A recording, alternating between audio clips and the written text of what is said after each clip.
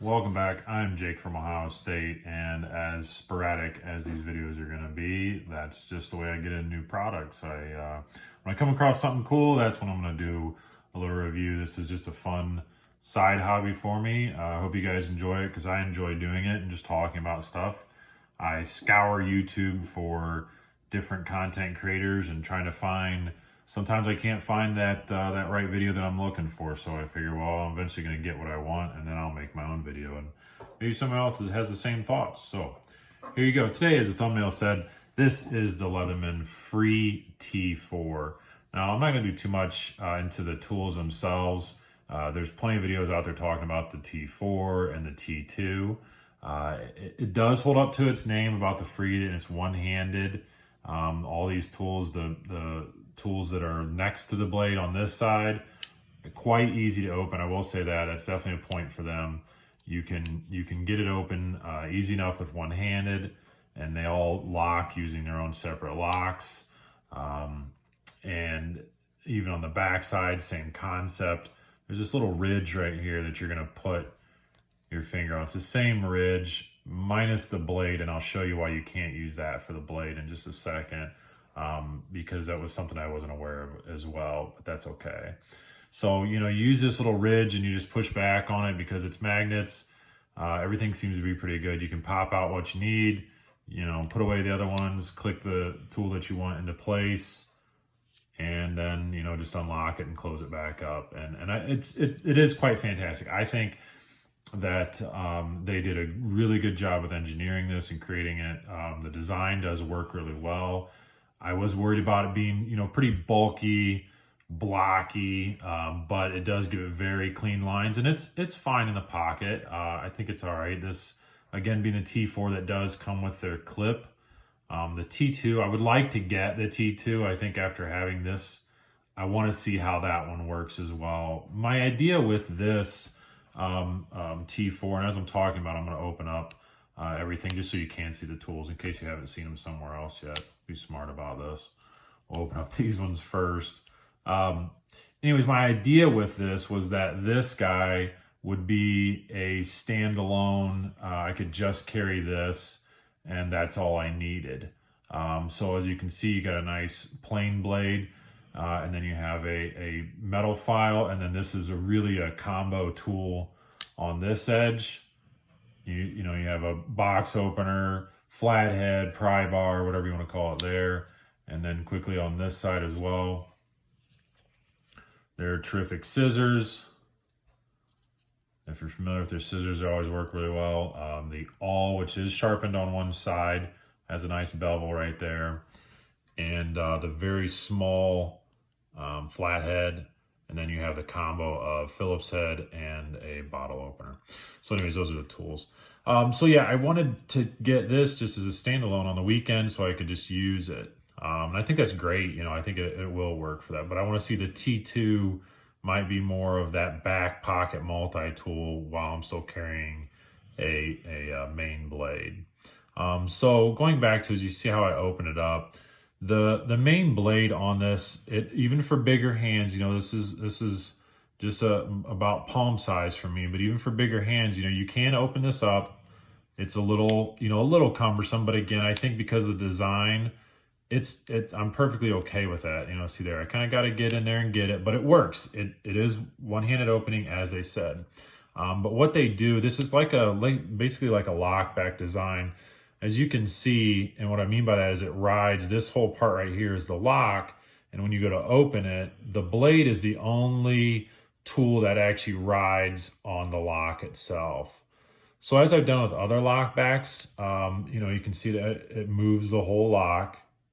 So that's why there's a bit of tension there. And I think probably what I'd like to do is I've seen other people take this apart, but then give a really high polish on that bar, because it does feel a little gritty. And I tried putting some oil in there to kind of clean that up, but as you move this, it does feel a little gritty. So there's maybe some little burrs in there, or it's just not completely polished on this side. I don't know. I haven't opened it up yet, but that's something I kind of want to mess with, because even just putting a little bit of oil in there, now it does allow it to, it'll really fly shut. And that's just off of a few drops of oil. Because it is so small too, you're obviously pushing this way and not just completely out, so that makes it a little more gritty.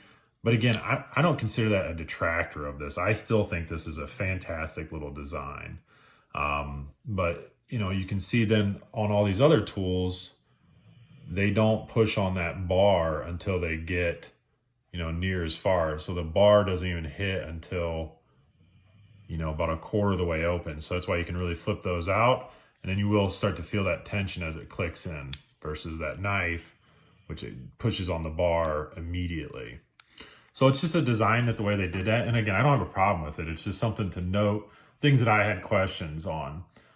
So kind of a comparison for me was, you know, again, I always have a multi-tool in my back pocket, usually a Swiss Army knife. So any of all these Swiss Army knives plus the extras I got off to the side here, you know, one of these is almost always in my back pocket. I use these little clips, the Tech P7 clips. And then I clip that on my back pocket and it just sits in there so it's not bouncing all around. But, you know, when I looked at this again, I thought this would probably be on its own and a real easy comparison. If I had the Pioneer X, I think that would be a good comparison as well.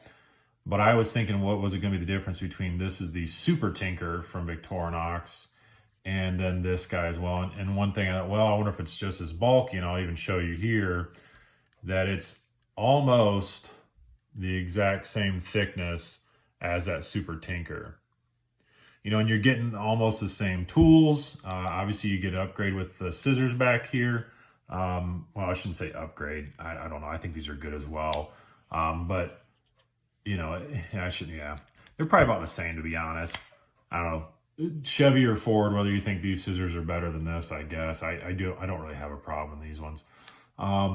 But regardless, you know, you get almost the same tools and the upgrade of a main locking blade and, you know, the pocket clip.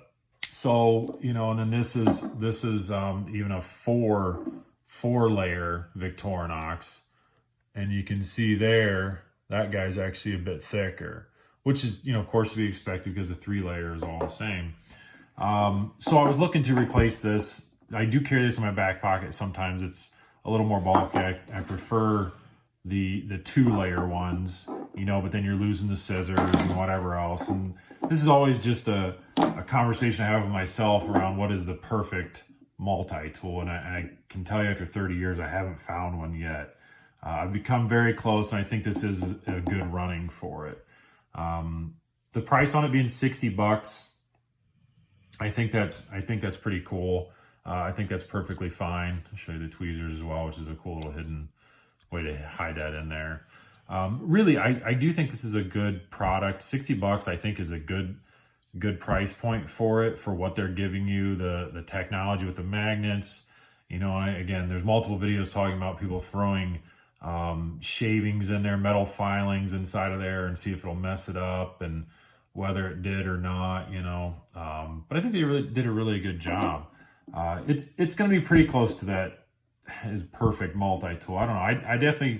I'll be carrying this by itself, you know, on the weekends and such. And even at work, I have to wear dress pants for work. So just having this, which is, you know, almost the same size, length, thickness, weight as one of these guys that I would normally have in my back pocket, you know, that's fine. Again, I haven't found the perfect one yet. I've came close on the perfect multi-tool. I always give a lot of credit to the Spyderco Clip-It Tool Standard. I've already done a video on that. I think that's terrific, just for a blade style. The Leatherman Wingman, but I changed mine because, again, this was really close to being perfect for me as far as the carry and the pocket clip and the weight, and I could really get away with a lot with this, but I hated that blade on there. I don't care for serrations. So my Wingman is mixed with the Sidekick. So I took the blade off of the Sidekick and put it on here so I could have a standard blade. And that way I still maintained the scissors.